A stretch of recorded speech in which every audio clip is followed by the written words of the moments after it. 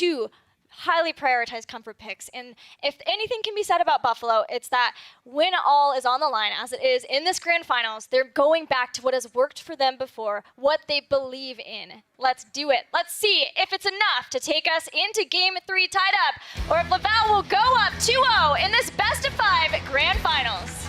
Buffalo's going to have to believe in themselves in an order of magnitude that they may not yet have shown, but if they are able to execute, if they are able to get that engagement in an order that they need to, I think the point is going to have to be on to the Medivh.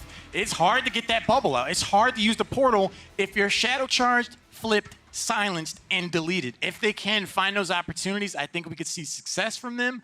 But Laval, they have to know it's coming. Their positioning has been near flawless so far this series. They're going to be ready for it. So Buffalo's just going to have to play at a level that they haven't shown yet. Yeah, there's a lot of interplays to be had, and I want to talk about it more, but for reals this time, let's do it. We're going into Game 2 between Buffalo and Laval. Make some noise, Burbank. Buffalo lining up against Laval. This is going to be a huge tell for how the rest of this series goes. On the left side, we have Fanafiction on Stukov, Vader, Shadow Charging on Diablo, Seth Lordson back on Phoenix, Marky Potts playing the Bone Boy, Leoric and Matzo Balls are rounded out. Let's hear it for the University at Buffalo. And up one game in this best-of-5 here to represent Canada. Earth playing Sonya, Harry Blob on Malfurion, Electromad playing Garrosh, Wuka on Medivh, Nesdit playing Jaina. Let's hear it for Laval.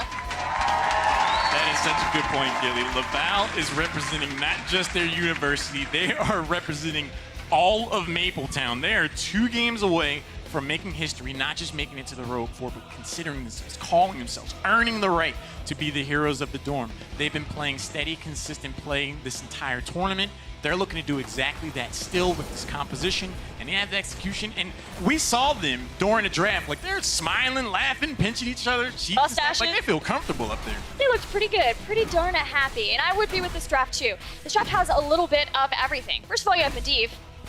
There's also some other heroes that are pretty good in this composition though too. Sonya, that's going to be first blood early on for Laval. Sonya is going to give that great shrine clear. They have the kill potential early game though too, and fast rotations thanks to those portals. But having a Garrosh, Jaina, and Malfurion together allows them to get kills early so that later on they can do the Laval thing where they just don't give a fight unless they have an advantage. Vader's brother earlier on tonight said, don't be. They might want to go back and review that. Getting caught out in the first minute against a team like Laval, that's not how you want to start out game number 2. But this team is able to recollect themselves, get back to their overall strategy. Losing a hero that early isn't the worst case scenario or the biggest deal, but falling behind in experience, any sliver that Laval is going to be able to take, they just further expand. Vader charges in, gets the flip. It's Nesdit, silence underneath, and Buffalo fires back. Jaina gets caught out position for half a second, and the first takedown for Buffalo is going to be netted. Diablo's ability to hit that engagement, that's going to be critical for Buffalo. Yes, indeed, but we're having a little bit of problems there as well, that coming in there. But let's talk about that opening there. That was kind of crazy. We saw already the side from Laval able to execute, able to get that pick there as well. And it seems like the crowd is getting into it here, boys. This is getting pretty hectic. I mean, I feel like there's a little bit of bias here in the crowd. I'm hearing some Buffalo chants. But can we get some energy for Laval, guys? They're representing all of Canada. I think you can do better than that. Let's go. There we go. Clearly, the Canadian fans are up north, and we just can't. They're north of the wall. We can't hear them yet. Yeah. We'll hear it in like a little while. It's gonna echo its way down. All right, so let's talk about the second game starting off. And of course, we have to look at momentum going into this. Of course, Buffalo falling in game number 1. This is their opportunity to come back. Laval, they've yet to drop a game this entire series. What is that like from a mentality standpoint for you guys looking at this? If they actually do lose here, if we see that they can bleed in this series, what does that do for their mentality? Dunk, I'm looking at you in particular for this. Well, I think it's something where a team just doesn't know how they're going to respond until they've been on that stage, until they've been in that situation and actually bled. You just can't know. Are you the sort of team that's going to rally? Are you going to stand back up and dust yourself off and then take the fight to the enemy? Or are you going to crumble under the weight? So that's something I'm worried about. We saw at the opening of this game, Laval found a kill. And I thought, oh, Buffalo is in trouble here. but they just got their own return kill. And I think that gives them some life, especially with, you know, the little pause. Buffalo's going to get to take a second. We got that kill, guys. Let's go. Get hyped up. If I'm Buffalo, though, I want to keep fighting. I want to keep scrapping. You're talking about getting knocked down and getting back up. No. Buffalo, take them to the ground. Make this a wrestling match. Make this as complicated as, like, just dirty fighting. I don't care. Because up against Laval, you can't just play standard by the book. They play it better than you. They wrote the book. They wrote the book. And we saw in previous series, again, when unorthodox composition comes out, that's generally when teams look to take it ahead, get that win. We saw the Cho'Gall find success. Dirty fighting. Dirty fighting. Take it, Muay Thai, let's get in there, dirty boxing, throw some elbows. That's what we need these teams to do here in this situation. But of course, if we're looking at this now, they have all the opportunities to do so because it is still only game number 2. But again, we're looking back at this now. They have this return kill. 3-2-3 comes in. They have a second to reset. What needs to be going on in the comms of Buffalo right now? Dunk, like you've been on that stage, you've been in the highest stage in the world. What do they need to do?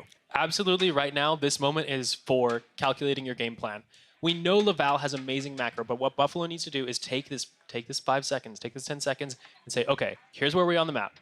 Here's the game state. Here are the next 5 moves we're going to do, because that's the kind of forward thinking that you need to be able to do to beat Laval, because you know Laval is doing the same thing. They talked about this in their interview. All right, well, let's see if they can pull it off here. We have a special guest, Anna, up there by the stage. How's it going? It's going great. I'm hanging out here with Solenity. If people don't know you, tell them a little bit about what you do. Hi, everybody. I'm a streamer on Twitch.tv. And it sounds like people here do know what you do. Has it been fun seeing all your heroes' friends? It has been extremely fun. There's a big group of us that came out, so we're in a big herd. We got a tour of the facility. Now we're speckled in the stands, and we're just cheering. It's really fantastic. This crowd has been amazing. What's it been like sitting here in this audience? It's been unreal. It feels like a miniature BlizzCon, but specifically for heroes, so that just makes it even more exciting. What have been some of the best moments so far? In game, in the audience, what's going on? So I think we all know the Cho'Gall pick was extremely, That was a really good one. Now, we are going into this final match. Are you comfortable saying who you're rooting for? It's hard because both teams are really sweet and amazing, and both teams have good stories, but I have to root for Laval. Awesome. And why is that your pick? They're the underdogs. Actually, it doesn't really look it from here, but Canada, first time here, and I hope they win it all.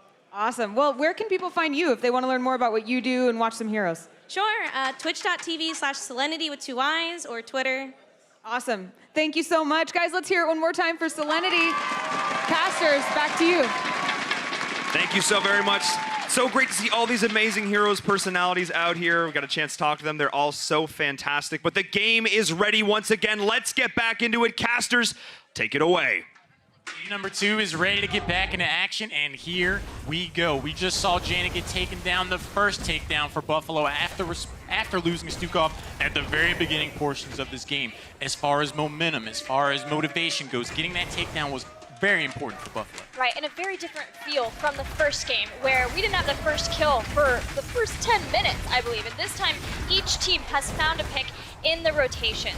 And for Buffalo, that means a lot. Fantafiction, he had shown some nerves in his earlier match than being the pick for Laval, and then coming in and having the crucial silence underneath after Vader went in has to make him feel a lot better about this. Both teams playing the game by the book so far. Buffalo rotates down and gets that siege camp, just if anything, to take the option away from Laval later on. The rotation, the 4-person move from Buffalo has been crisp since that takedown on Stukov, and I think they got that takedown on Jaina to show for it. The battle waging in top, Sonya's going to be able to sustain against Marky Bots, but as long as he keeps that wave clear pressure on, I think he could potentially find an advantage if Sonya backs out. Well, the rotation from Laval to bring Medivh up has been slower to put Sonya on the Shaman, though I do believe this has happened before where Laval ends up not going for the first shrine and just trying to push. And what happened versus Kentucky was that Earth got just as much that Kentucky did with the Punisher, a front wall. Kentucky did a bit more damage to the fort, but it kept them even in experience. If that happens again, I would like to see Buffalo adapt to that. Make sure they don't commit too many resources to that shrine. You are absolutely right. That is a signature play from Laval. They give up an objective, but ultimately they end up coming out ahead in the grand scheme of things. The silence is going on his Stukov. He can't press his keyboard buttons at all. Finally steps forward. The Blizzard goes down. Electromat eats more damage from Seth Lordson. Earth trying to spin the win, keeping the pressure off of Garrosh so he can get sustained by Malfurion. Rocky Bots moves forward. Silence is good to slow down. Forces the Indomitable from Electromat, and Laval are fairly low in their hit point bars, especially that Garrosh. With 30, Buffalo can play this slowly. They move back for the moment so they can heal up. Vader finds the Garrosh with a charge. Electromat in danger, but receives the Force of Will to keep him safe. Tosses Vader back in, and the counterplays are there. The silence not enough. Diablo is down.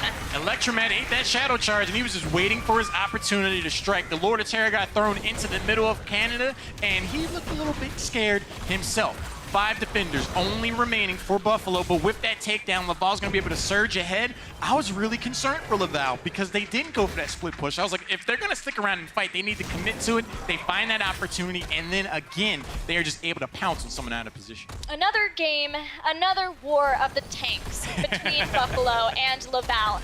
And for that particular battle, Laval comes out on top. Now remember, there is a Medivh here. These pulls of the leaps have to be careful because of this, because of the portal and the toss, the tank delivery system that the source mentioned.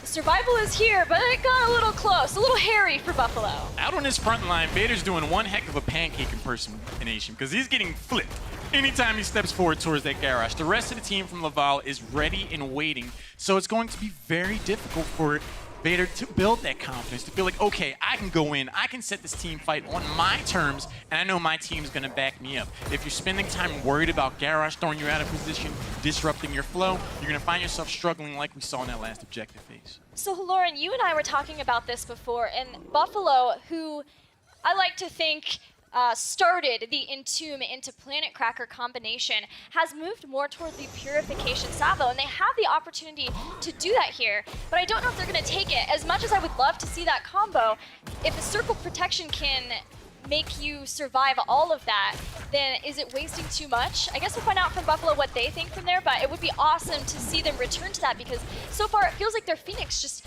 has not been able to put out the damage necessary with that salvo. I am equally concerned. They've been going with the salvo so far today, and it hasn't really netted them too much value. I really think they need to go back towards how they started out using Phoenix, go for the Planet Cracker. We have not yet seen the value, in my opinion, to justify that selection, so hopefully their ability to adapt shows up there as well. Right now we have more than half a level lead for Laval, well on their way to hitting level 10. This is exactly the type of game Laval loves to play. We slowly start to inch ahead, and then another throwing of matzo balls. Greyman's gonna try to get out of there, but the dog gets kicked. It's an unfortunate moment for Buffalo because this Greymane build is all about stacking up, and Dying loses stacks without Wizened Duelist, but Buffalo wants to fire back. Vader flips Earth in, trying to get the body blocks, but once Earth can Whirlwind, then he can try to get by that, but it just wasn't enough. Buffalo get the kill, but now they're diving in even farther. Seth Lordson reads it though and warps in time. Buffalo taking what they can get. They commit to that takedown on the Sonya even without their heroics. They see that the majority of Laval's hanging down bottom. I think they need to have that kind of poise to decide to go for things and actually execute. I love that they followed through. They were able to get that takedown. It helped them get to level 10 and potentially even stall the advance of Laval because they were looking to hang out down in that bottom fourth. It's another example of Buffalo playing a very similar style to Laval, trying to mirror these moves, but Laval always having one thing better for them, that they had that mid pushing, that mid wave that slowed down any response to get all the way down to the bottom. Now look at Laval and the two forts of Buffalo. Very low in mid, very low in bot. There is not even a well in mid for future shrines, but the shrine's gonna be up in top, and we're ready to see our first big post-10 fight. Gilly, with both teams having their heroics, we're going to see a very much different dynamic. The portal goes in, surprise! They go ahead and throw Marky Bots out of position, and he's a ghost, figuratively and literally. That's going to be some trait value for Leoric. Those Bruiser Camp was picked up. That's going to get easily cleared out. Right as the Shrine comes around, Leoric will be back sooner than later, but that is not how you want to make things happen if you're Laval, or if you're Buffalo, when you have Apocalypse in that form of engagement. You can't entomb and set up if you are sheep, and then you are dead. But it's Leoric, trait value, and he's back. 10 seconds until that Polybomb will be back again. Let's see if Buffalo gets that setup that they would ideally like. MarkyBots is going to be on the shrine itself, catching them up in the skeletal defenders.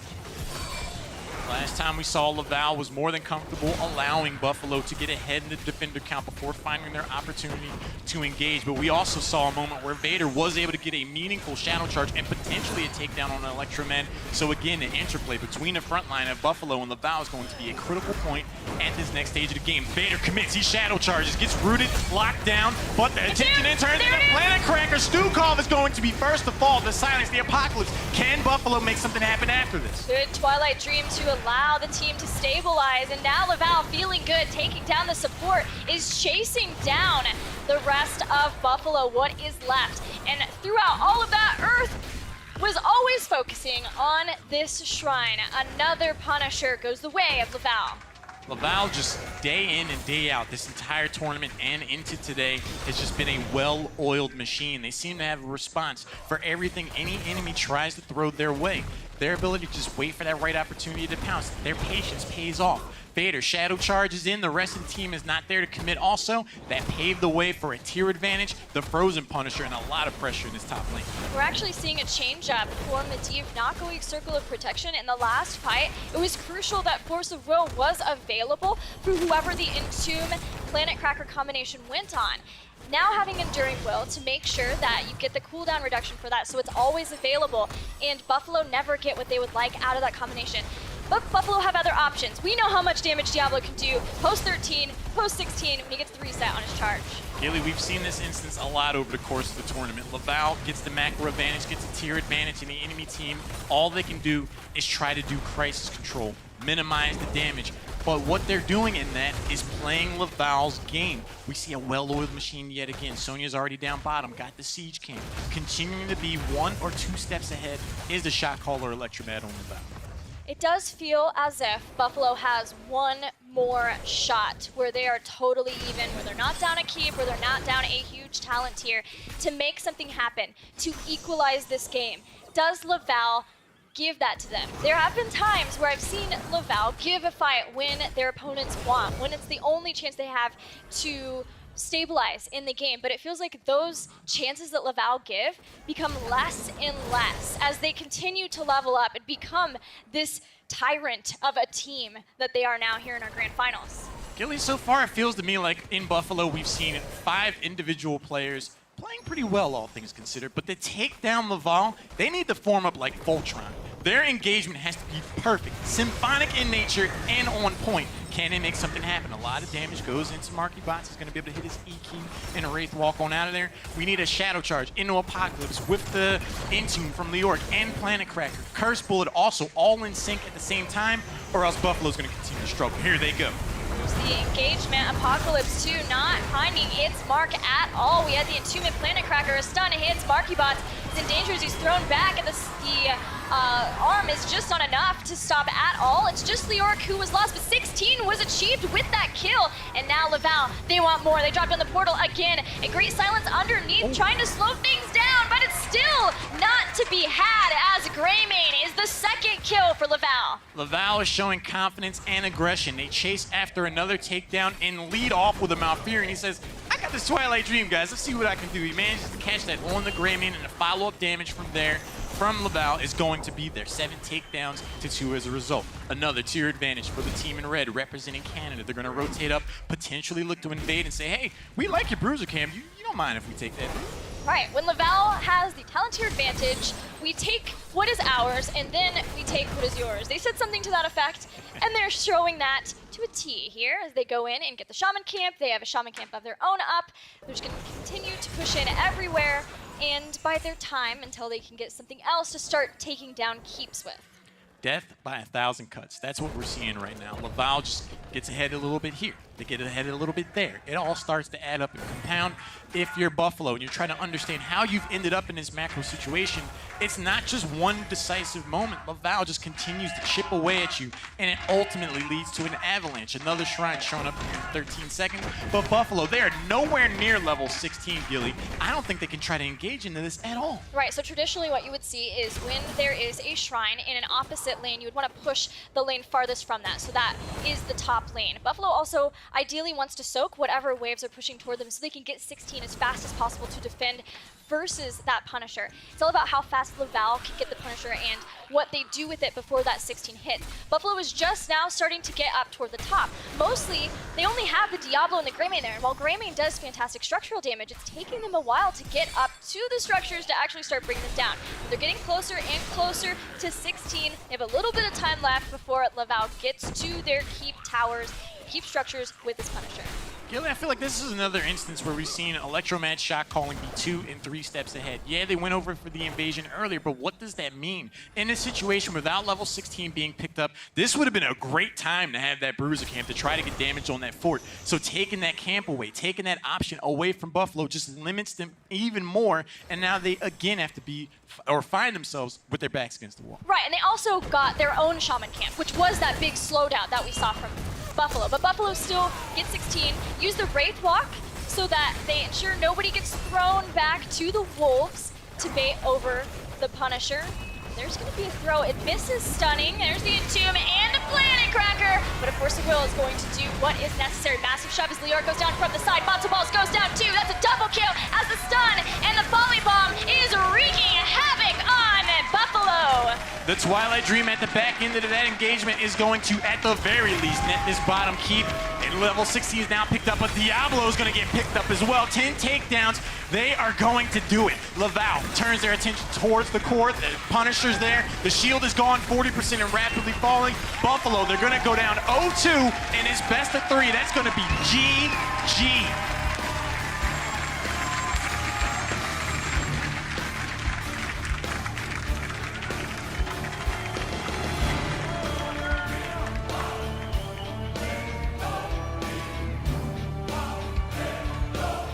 Looking so strong in game number 2. Laval takes it in convincing fashion. They are looking so solid here in this grand finals. Everything we have hyped them up to be, but there is still life in Buffalo. They got a few kills. There were a few moments there where they can rally, and they need to do so because they are down 0-2. They had opportunities. Vader tried to lead them into victory, but Laval had the high ground. Yeah, it just seemed like after that mid-game, Laval, they got a small lead, and then they just run with it, and we've seen this time and time again. That's why we're saying Buffalo has to do something to put Laval off balance, because we've proven 2 games in a row, a little bit of an edge against Laval is not good enough. You have to haymaker them. They need to go all in for game number 3, and let's see if they can do it here. We're going to hop onto a short break, but we'll be right back with more amazing Heroes of the Dorm action, so don't go anywhere.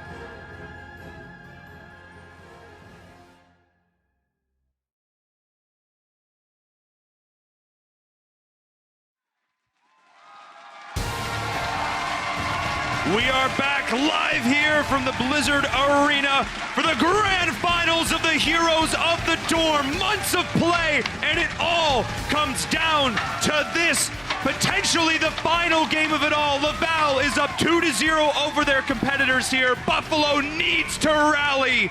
This is their time. My name is Enver. I'm joined here by the Source and Dunk Train as we go into what could quite possibly be the final game of Heroes of the Dorm 2018. If there isn't a massive rally from Buffalo, this will be the final game. This is the Guild House of Garrosh, the Denizen of Diablo, the Pylon of Probius, the house built by Blizzard. You need to soak up every tiny bit of energy, everything you have to bring yourselves back after how difficult it has been for them to rally or to find any momentum. It's going to be tough for Buffalo. They have the support, they have the energy, they have the crowd, but they haven't been able to make Laval bleed. As of yet, Laval is completely unbowed. They have been in control, and you have to do something. Unbowed, unbent, unbroken. They are sitting here at the top. They're 2-0. You have to do something against Laval at this stage, and going to a map like Volskaya Foundry, maybe a map where they can team fight. Maybe this is where they find their opening. Maybe this is where they find their chance. It's another macro playground for Laval, though. This opens up all of Laval's favorite types of things. The only thing that they are not as good at is the consolidated team fighting on the objective. But that's only, like, this is a really long objective. There's more than enough time for Laval to find an opportunity somewhere else on the map and ignore it until they feel like it. I think one of the biggest problems here is going to be, again, that Laval is going to be okay team fighting and okay in macro. However, the few times we've seen Laval stumble is when the aggressive invades come in on their camps. And there is potential for that here in this game. That is what I need to see Buffalo doing. They need to be controlling the early game rotations, controlling the macro. They need to draft wave clear. They need to get ahead somehow. But they also need to focus on the solo lane, because we've seen what happens when you leave Earth uncontested on the solo lane. Bad things happen. It just feels like there's too much for Buffalo to deal with. Laval has come into this match, and they have so much going on. It seems like everything that you throw at them, none of it sticks. You try to get them off rhythm, they're back in the game. You try to take their camps, they just take them the next time they're up. They always have an answer. They're always doing something. So if you're looking now towards Buffalo in this potentially final game, what is your advice for them, particularly, Dunk, going into this? I know I'm putting you on the spot here. Having someone who's played in that World Championship stage, what do you say to this team finally at the end? At this point, you're down 0-2. It's a best of 5. You just take a deep breath. You look at each other. You say, guys, I'm proud we all got this far. We've done an amazing job. Let's just relax. Let's play our game, do what we feel like, because obviously what is going on isn't working. So you just go back to whatever everyone's maximum comfort is. I don't care if it's meta. I don't care if it's cheese. I don't care if it's standard. But put everyone on their favorite hero and give them the opportunity to unleash what they can do, because they wouldn't be sitting there if they couldn't win this match. There you have it. Sometimes you just got to go in, just got to give her. But let's get into this draft. Let's see if they can find those comfort picks. Let's see if they can put together a composition that can take down the Giants, the Titans from the north, Laval. This is their opportunity to do so. Let's get into this draft here for game number 3. So, Volskaya Foundry, we're looking for wild picks. Give me a Nidus Network Zagara. Don't do that. Let me see that Nazebo. Let me see the Nazebo where's the rack. Nazebo, Lava man? wave vial As infection, long boys. as it's gingerbread and we don't get any warning. I mean, Albert's watching. It's gonna get him. Oh, I know. I mean, aside from that, it's Oh, no. seen Okay. this before. You need to mix it up, man. That Don't. means Buffalo is gonna first pick the Medivh. You do not give that away. When Greymane gets run down by a pack of ravens, something has gone wrong. Like, on his own, he got run down by a flock of birds. A murder of crows. A literal murder of crows. Storm of seagulls? Is that what it is? I thought it was a flock of never mind. Anyway. I was just going for alliteration. Yeah, I was yeah, yeah. hoping I was someone would liking back it, though. me I up. was liking it. Yeah.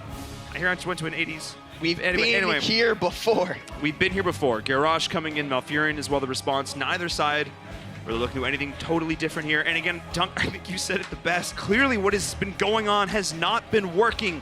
You have to change it up. The battleground is not different enough. It revolves macro, it revolves rotation, team fights. Nothing that Laval can't do. Buffalo needs to pull something out of the hat here. They've had weeks to go back to the drawing board. They have had weeks to pull out and develop crazy compositions. Yeah, we might have seen some of them in that last series, but there's gotta be something left in the tank here for them. I feel like I'm hearing the sputtering of the fumes right now from Buffalo. They're running back the same draft and they are stumped. Laval has not done anything crazy yet, and Buffalo is just going deep in the tank on this draft selection. They don't know what the answer is. Where's the Lili? You've got Medivh. Go Lili. Go Medivh, Lili. Do something crazy. Bring out an opportunity to just debate your opponent into over-aggression. I mean, I know I said play Yeah. your heart, and maybe it's not time to be the computer anymore. It's time to step in the I see arena. how I'm it not, is. necessarily, I'm not necessarily sure it's time to go on an adventure. No. I see how it is. I draw the line somewhere. Yes, there it is. Blaze, Gul'dan. Diablo being the ban. I don't mind this at all. Taking out that strong warrior. Blaze and Diablo together, that is quite a powerhouse frontline, denying that as well. And of course, you have the safety that Blaze offers, something Gul'dan can definitely take advantage of. The bunker is going to be a factor here as well. A lot of ability to save your teammates here. When you look at the Force of Will, you look at the bunker as well, but not necessarily as much ability to just go kill him. But you put Seth Lordson back on a comfort. Yes. His Phoenix has Yes. not looked as good as his Gul'dan. Phoenix and Gul'dan are his two best heroes. Put him on something comfortable. Give him the ability to be able to output maximum damage over the course of the team fight. But you're also going to need to put Vader on something that is just going to wreck. And Blaze is a little bit far down that tier. Diablo is where it's been. Johanna is good, but doesn't give them the engage. You can't play passive. Laval, however, seems to be taking your words to heart because they're not playing passive. They're locking in the Genji Jaina into the Medivh. They don't care about the protected. They're going to kill you anyway. Is that a murky chant? And that is a murky chant that we're hearing here breaking boy. out amongst Okay, the so audience here at the we've Blizzard got a Arena. murky chant. That's like my Lili. I'm like, no. I don't know about the murky. Well, clearly Crowd, the cloud. stop trying to Ron, fake don't them, shut down crowd. their enthusiasm.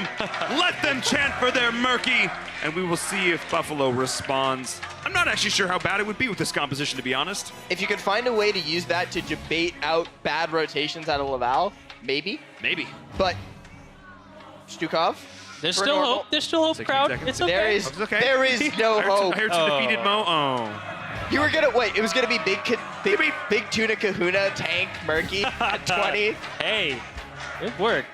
I mean, that would. The problem is not Murky once you've gotten to level 20. The problem is getting to level 20 with Murky. Okay, so they've gone with something significantly more standard. The Johanna comes out, but I was concerned about the passivity from that. So they're going to need to be on the objective all of the time, and they're going to have to get there first. There's going to be a lot of setup that's going to have to come online here. The team fights obviously are going to be crucial. We talked about that before, and I look at both these compositions, and I see two teams that can absolutely team fight. But I see Jaina and Phoenix, and I hear the USA chant coming out, and clearly this audience is cheering for the hometown kind of heroes of Buffalo. I'm just going to say it now. Oh, Canada.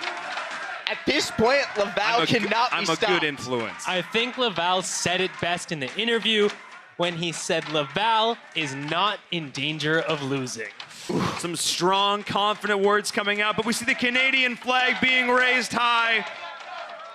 And clearly, there's some fans for both sides here. But of course, everybody is coming out here wanting to see some great heroes of the Storm. And so far, that is absolutely what we have seen. I'll say best of luck to both teams because Buffalo need it. But if ever there was a time for Buffalo to find the opportunities of backs against the wall, they got pushed to the limit by Cal Poly Pomona. Maybe this is where they find their opportunity. I've been saying this since we got a chance to sit down with Buffalo. They play back best when their back is against the wall. This is it. This is for all the marbles. The game is ready. Let's send it over to our casters here for what could be our final game of Heroes of the Dorm 2018. Crowd, let's make some noise. If Buffalo is going to force out game number 4, they're going to have to play at a level they have not yet shown in this best of 3. In my opinion, they need to think of themselves as Pokemon. Back in the round of 32, they go down 1. They're about to lose the whole series. They evolve. They make it to the heroic 4. Game 5, Cal Poly Pomona. Backs against the wall. They evolve. Do not press the B button. Let that third level evolution happen and play at your absolute best, because if you lose this game, everything's over. If they lose this game, it's history in the making, because Laval feels like they have reached their final form. It feels like this is it. But I want more games, so selfishly, I want Buffalo to win this one. Buffalo, 1 game away from defeat. I'm ready to get into this game. Game number 3. This is going to be absolutely exciting, but I am concerned about the Johanna pick. The Johanna Blaze matchup hasn't exactly done too much, but here we go. Game number 3, potentially the last of 2018 Heroes of the Dorm. Over on the left, representing upstate New York, we have Fanafiction on Stukov. Vaders playing Johanna. Seth Lordson's on Golden. Marky Box is playing Blaze. Matzo Balls were rounded out with Medivh. They are the University at Buffalo. Their opponents, the first Canadian team to make it to the heroic 4 and 1 game away from being the first Canadian Heroes of the Dorm champions. Earth playing Phoenix, Harry Blob on Malfurion, Electromad on Garrosh, Wuka playing Jaina, and Nesdit playing Genji. Let's hear it for Laval! Laval has played standard Heroes of the Storm almost this entire tournament. The wildest I think we've ever seen them was in the Heroic 4, Game 1, when they took Zeratul. So they like to play very much straightforward vanilla Heroes of the Storm. Maybe French vanilla. They're from Quebec. But the Condemn goes in, the Silence lands on Electroman. He's going to be fine. He's fast. You know, this is a little bit of a change-up. We're seeing the triple backline now. But what we've seen is that Earth's adaptation in the solo lane is to play that Phoenix in the solo. So we'll see how that works out for them, this more triple backline squishy composition, if Malfurion can keep them healed up. Laval, we haven't gotten a chance too much to talk about this, but they are 1 game away from history in the making, and they are from a school that hasn't been as much into esports as some other schools that we have seen. And for them to be able to get this win in Heroes of the Dorm, to go back home, Heroes of the Dorm champions, might help them start to build a legacy, because they want that to be built in their school, the idea of more esports in any capacity at Laval. Doing that would be invaluable for this team. Sure, they want to win for themselves. They want that college tuition, but the idea of cementing a legacy of esports in a traditional university that has not yet embraced it, that would be something that lasts for the rest of their lives. They know that if they win this game, that's exactly what's going to happen. They've been playing, like they said in the video, we don't feel any, difficulty about losing this series. So they've shown the confidence. I think they can do it. They're representing Laval well, and they're representing Canada well, having not lost a single game all day long. Can they close it out here? Or can Buffalo rally one more time to go into the next game, finally having a win versus such a strong team? We're going to start to find out. Pretty soon, we're going to have the first control point phase, where we'll see both teams do battle there. Gilly, if there is going to be a game 4, I feel like it's going to come down to 2 things. Number 1, Gul'dan's health bar, because the Jaina, Genji on the other side, they are going to be out for that mage at every possible turn. Those 2 heroes are picked with that backline in mind. The other thing is how much value Stukov is going to be able to get off of the Silence, because there's a triple range backline of sorts for Laval. So they're more on the squishy side. If Buffalo does find that engagement, they could surprise Laval. Right, and Horrify, how crucial will that be to team fights for Buffalo against Laval? Because with that triple backline and how Volskaya is set up, there is a lot of space generally until you start getting to the fights around those control points.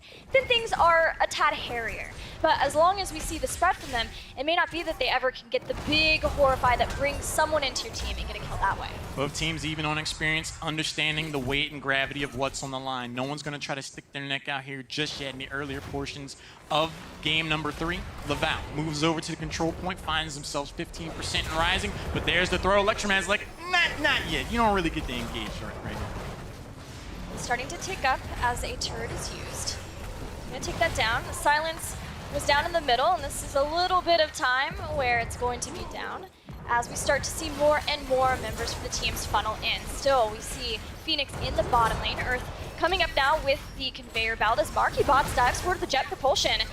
Indomitable has to be used. Electromag just staying away from the body box long enough to survive. The force of will is key, keeping Vader alive for the moment, but they turn around and execute. Medivh, Matzo Balls did everything that they could to keep the front line of Buffalo alive with the consistent damage. The conveyor belt allowing Garrosh to just casually stroll away. Bought enough time for Laval to get that takedown in more than likely the first play. Oh no, you're so close to that portal, but you may as well be back on Tomb of the Spider Queen in game 1 because that's another takedown. And that felt like the pressure getting to Buffalo there. You've already lost your Johanna. The conveyor belt that worked out so well for Electromad actually came back to bite Vader as he was trying to run away while that force of will was active. But from that, also losing your Medivh now stagger deaths is no way to go into this protector phase. But we're fairly early on, though you can still see Laval climbing ahead. And what have we said this entire tournament? Don't let Laval get ahead because they never let it go. You can be 2 and 3 steps ahead against your opponent if you have someone warding in the bush like we just saw Nesbit do. He pretty much had his eye on any potential rotation of Buffalo to make sure if anyone moves up, he's going to be able to slow that down and successfully escape. That has been huge to the success of Laval. They're getting a ton of value out of it. They go through this whole top fort wall as a result. They keep playing this way. It's going to be a 3-0. It's something we see Electromad do a lot too. Constantly anchoring, and that's what the best teams do. Keep an eye on your opponents where you can, watch for rotations, watch for a place where you can punish, or take something elsewhere when you see too many resources being devoted to something, whether it's a protector or anything else of the like. Marky Bot's going to be down here in a 1v2 situation, so can't get too much done there. The Laval are about to get heroic abilities. We'll see if any adaptations are made with this triple backline composition. Another game where a series of glancing blows nets Laval a huge lead, a level in some chains. Now they have their heroics. They are feeling like they are on top of the world right now. They moved to the other side of the map. Matzo Ball's like, yeah, you guys can have that camp. That's fine. I didn't really want it. So we're again seeing the Planet Cracker paired with Warlord's Challenge, the Twilight Dream 2.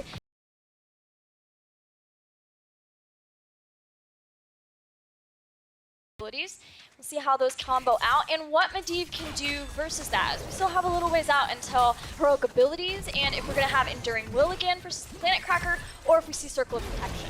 I think the Dragon Blade is a huge vote of confidence for Laval that says that they're not worried about the response. They're not worried about burst damage going onto the Genji because you don't need those invuln frames. I'm just going to hang out in the back line and make sure Gul'dan gets sent back to base. Well, I don't think they have enough burst damage, and in my opinion, Gilly, I don't know if Buffalo actually does. Gul'dan's going to have the game of his life along with Medivh if they're going to be able to pressure Laval enough to get taken. Yeah, you and I were talking about that, and we haven't seen an adjustment into the Felflame build. It's still Echoed Corruption, which late game, if they can get to the extreme late game, that poison damage does a lot. It's rough to deal with, but you have to finish that Echoed Corruption, get Ruinous Affliction, and then you start to tick that up. And as it seems, Laval gets the lead and starts to take the game away far before that moment hits. You make a good point. That Corruption talent level 1, that's a sign of plucky ambition from Buffalo because, like you said, you actually have to get to the late game before you get the most amount of value out of that. Buffalo, if they continue to play this passive style, they're not going to be able to do that. Level 13 right around the corner now for Laval. I think they should be able to get this by the time the next control point shows up, where again Buffalo's going to find themselves playing with their backs against the wall down in talents here. The Blessed Shield goes out. The Horrified, the Leyline Seal, they're pressing R keys over on the side of Buffalo. Vader gets thrown out of position, has the Force of Will, has the Iron Skin. Electromad eats a good amount of damage. The bunker goes down. All hands on deck for Buffalo, but they're not able to make anything happen. Buffalo need to take a deep breath after that fight, because that is not at all how you want things to go. Blessed Shield behind the wall, Leyline Seal going out, Horrify. We already talked about how tough that was going to be to hit. And from that, Warlord Challenge was used, and the Water Elemental. Laval still have these really big abilities, whereas a lot was used for Buffalo. So in this instance, deep breath, get to 13, and then look for a fight again. Don't let that fight phase you. Buffalo needs to go back to the drawing board. One thing we've been complimenting on them on all day is their ability to adapt. These draft selections are now locked in. They have to do what they can with the resources that they have available. The shot calling, the decision making has to evolve in the course of this game if they want to see game number 4. Laval doesn't has to change much of anything. They're just playing a game pretty standard and feeling pretty good about it. I wondered if Vader was going to use that Blessed on Earth as he caught him, but it did force the warp out. Buffalo just pushing where they can. They don't want to get into the fight ideally until they can get caught up, but they are going to need to fight at some point here in this moment, because as Laval continue to widen this lead, then suddenly you get to 16 fight, not having that, and that is basically a free protector. 20 might just be the game. So somewhere in here, now that they have heroics back, Buffalo should be looking for a fight. Buffalo right now, they're like, I'm nowhere near my university, yet I find myself in class for macro. They are definitely getting schooled by Laval University. The second robot is going to get picked up. They're going to go ahead and move down towards the top court. Level 13 not yet here for Buffalo. Again, we see Laval in the driver's seat, figuratively and literally with the Trogoff Protector. Can Vader and the crew do something about it? All right, this is Garrosh and Malfurion inside the Protector, which means anybody who's around this is a damage dealer squishy who doesn't have a support and doesn't have the Into the Fray to bail you out should things go wrong. I thought we were going to see Marquee bots rotate up, flank from the side, and then everyone else engage past that. Yes, the Protector does a ton of damage, and we might still see them do that as soon as they've done enough damage to bring that down. But I really thought maybe they could get something done from that. There it is! There it is! The root! Horrify! Everything! Blessed Shield is used! They find the kill! Buffalo is not done yet! Improbable victory, showing signs of life, get the engagement that they've needed this entire best of 3. They get the Blessed Shield, they get the root from Stukov, they get the silence afterwards, enough to get the takedown on that Genji, who might be second-guessing that decision to not go for X-Strike, because that was a lot of burst damage. And we have talked about Fanta Fiction and the nerves that he has conveyed throughout today. That was exactly what we wanted to see from him. He's the one who set that up from the root, and the follow-up was there from his team. The trust they have in each other. Buffalo are exhausted. They have played a grueling best of 5 and now find themselves against the best team in this tournament. Arguably, we have yet to decide that. That's what this match is all about. But definitely their toughest contender yet. But they have to fight back, and they are doing it. Buffalo, like I said, they're showing signs of life. I really like that they pulled the trigger on the moment when the Trogoff Protector was picked up. Like you were talking about, having those 2 key heroes in the robot, not having the peel was a huge opportunity for Buffalo. They capitalized on it. What else can they make happen off of this? Level 16 right around the corner. Another potential engagement over the support. No ley line. The jet propulsion goes in, the silence. There's the root. A lot of damage is going in. Garrosh is going to be able to step back out on the flank. Matzo Balls throws down as protected. There's the Planet Cracker going in. Oh, the taunt, the Planet Cracker, the Dragon Blade, and 2 are deleted as Johanna goes down and makes it a 3rd Laval strike. Laval's going to have to teach me the word beatdown in French, because that's exactly what we just saw over that camp. An ambitious attempt by Buffalo. They feel they need to make something happen, and I agree. But they did not get the engagement that they want. If they don't get the root, if they don't get the silence from Stukov, and the follow-up burst damage is all going to start to fall apart. Genji out in the flank is a problem for the Golden. That was a huge team fight for Laval. All day today, Laval pounce the moment they get these crucial tiers. Whether it's 10, whether it's 16, we have seen them punish any team who is anywhere out on the map that's not behind your keeps. You cannot do that versus Laval, because they set up the map in a way so that they know exactly where you're going to be, and if you're there and they have that advantage, they have no problem with wrecking you like we just saw. Yeah, they're Geppetto and you're Pinocchio. They're just pulling the strings and you're playing exactly their game. We've seen it all day, and this is another key example. Level 16 is around the corner for Buffalo. This could be one of the, if not the last chance for Buffalo to try to make something happen right around the corner to get level 16. They're going to have their heroics up in a few seconds. Before the control point objective, I feel like they need to go for a fight, Gilly. Yeah, we'll have to see where they want to make that fight, but undoubtedly it needs to be somewhere. They're sharking around, but Laval just backs off. It's a beautiful game for Laval when they step out, when they pull back. There is time for Buffalo. But what does Laval do around this control point now? They've done enough structural damage. Maybe they want to just let this one go. But I don't think so. You know, somehow, up 2 games, I think Laval is feeling pretty confident about coming down here, winning a team fight, starting to take down more structures, more keeps, and open up a win condition so they can be done with this series in Heroes of the Dorm. Yeah, they're trying to get out of here. They want to be the first Canadian team to call themselves the Heroes of the Dorm. They take another decisive team fight. They're going to be able to do exactly that. The next control point is here. Vader, Matzo Balls, Markybots trying to make something happen onto the Electromed, who is enjoying all kinds of sustain. No engagement there just yet. Vader gets stuck on the treadmill, potentially eats some damage from Wuka, but he is going to be able to move out of there. Buffalo, they need to pull the trigger here. We're seeing Buffalo be nervous about moving more in, flank from the side. Pyromania was used, and the Iron Skin from Johanna. That's both unstoppables down for the front line of Buffalo, which means they move off for the moment, clear out the wave, and allow Laval the start of the channel. Every button is a high-value heroic in this instance. You don't have your unstoppable, you're a liability. You step out on the front line, you're a liability. The taunt goes in. Garrosh says disparaging comments about Phantom Fix's mom, but the response is there. The ley line seal goes in. The bunker's gonna drop. Protected, by the way. Phantom Fix is able to jump in there. The Planet Cracker goes out in Blaze as a flame gets doused. He was both pushed away from the bunker, and the bunker was just taken out by the Planet Cracker. Well done. Those control points, especially this one with the conveyor belt, are tricky places to engage. 35 seconds without Blaze. Now Laval continues the channel. Buffalo backs off. They have an assault camp in the top. They're going to have to deal with this protector.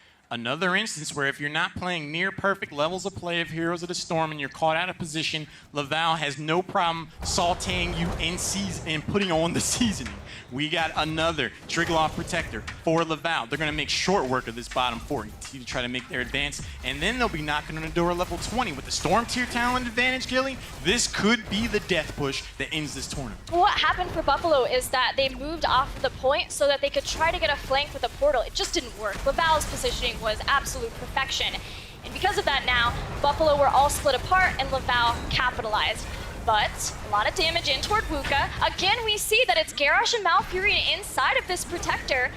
Vader wants to do more because of that, but now we're seeing the 20 and the step back for the moment. I like the forward positioning from Vader. He's like, you only YOLO once. There was a lot of damage that went on the Wuka, but they weren't able to get the takedown, and as a result, we see Laval walk back towards this bottom keep. A few more shots. They could look at catapults, but they're going to back away with level 20. Again, this is a measured, patient team. They do not need to overstep their bounds right now. They're full on in the driver's seat. They're like, we can get that keep later. We're not going.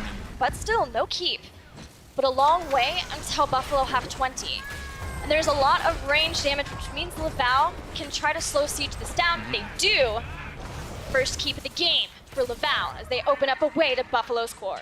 And Buffalo really had nothing to do about it. They could not step forward. Level 20 is picked up by Laval. If they dare step across that line, they're going to get punished. They found that out in the past 2 games, and they're learning about it all over again here. Level 20 is a far ways off for Buffalo, so this is full-on desperation mode for improbable victory. And that means no stepping out very far. You could check a camp, and you know Laval will be there, but you can't do anything more than that. Because too many deaths, and this will be lights out. Crowd already shaking the Maple Leaf flag. They're ready. They're ready for this 3-0. They want Laval to close this out. And at this rate, they could look to do exactly that. The corruption does go in on Electromed, raises the brow of Garrosh, but it's not going to be enough to be a potential follow-up engagement and opportunity for Buffalo to get back into this game. Laval feeling in full control. They rotate back to the support camp. And again, Gilly, Buffalo can do nothing about every decision that Laval's making on the map. They must simply slow soak to 20 and then have the fight of their lives. We'll have the mid control point again. That is a place where you can have some pretty quick rotations down to the bottom to try to deal with those catapults, thankfully for Buffalo, because then you can rotate back up with the conveyor belt. But still, too many, and Laval's rushing to that core. Laval has every heroic. Both teams have all their heroics, but the support camp was picked up for Harry Blob, so as difficult as it's been for Buffalo to get takedowns, having that added sustain could be the difference between someone waiting to respawn or closing you out and acing your team. Level 20 still not here for improbable victory, and we see Laval just hanging out. Please, please come in. We dare you at this point because we want this team fight. We're trying to end this tournament. Now, something that we talked about earlier on. We are starting to approach that late game that Buffalo wanted for their Gul'dan. Echoed Corruption is done. He has Ruinous Affliction, and once he gets 20 and can hit that backline with all that poison damage, we'll see how Malfurion, how easy of a time he has trying to keep up with that. But Laval, with all those range, be able to position appropriately. Their positioning has been key for them, especially against these dives of the Medivh. Buffalo has shown in proof of concept that they do know how to go for the engagement. The root from Stukov earlier on paved the way for a takedown, and with that quest completed, they do now have the burst damage. That could be the answer to the question that they've been having. How do we get back into this game? Level 20 is now here. Indestructible will allow Johanna to hang out on the front line much longer, so Vader could get that engagement, and the follow-up damage could be there. Flip into the stun. We also have cooldown reduction for Malfurion's Moonfire, which should help with that heal too for that poison damage. Mark is going to charge on in. Leyline Seal is almost going to be a tumbleweed. It does manage to catch Harry Blob, but before the team fight even starts, Vader has just been taking free chip damage at absolutely no cost to Laval. Without that engagement, without the conviction to just go in, we're going to continue to see that harassment, and by the time Johanna does go in, they're going to find themselves at 80% health or less. Without Leyline Seal for the next minute, that's one mode of engagement gone. They have the portal down, but it's a safety portal. It does put Blaze in a position where they can get onto Earth. Another flip keeps him safe. A Horrify goes out and it whiffs. It's wide, it hits nobody, and that's yet another mode of engagement for Buffalo gone. Electromad doesn't skip arm days, now tossing two Rocky people at Bots. a time. The save on Wuka is going to send 200. Jane out there, but meanwhile, at the Legion of Doom, Nesdip is having the time of his life on the backline, but it's all a distraction. Whoa, no, Genji thought he was going to get away. It ends up being a 1-for-1, and right now, Gilly, it's a scramble. Blaze gone, Genji gone, but Catapult's starting to go toward the core. Buffalo have to go back and defend, and Laval gets the Triglav Protector. That entire fight, nobody could get onto the point and stop with the overtime. Now Laval are marching in. It is do or die time for Buffalo if they want to try to make... Oh no, with the Medivh getting taken out, that should spell the end of this tournament. Laval with the robot, with the Troglodyte Protector, make their way over to the core. They're going in. Can Buffalo do anything about this? I don't think so. Not if they lose Seth Lawrenson. Laval have been the first Canadian team to make it to the Heroic Four, but there was never a doubt in their mind that they could do more. Now they have lost Jaina, but they take out Johanna. They have the Protector Encore. They have done it. Laval, move in. Take down the core. Take out Buffalo. Laval are your champions. They are your heroes of the Dorm.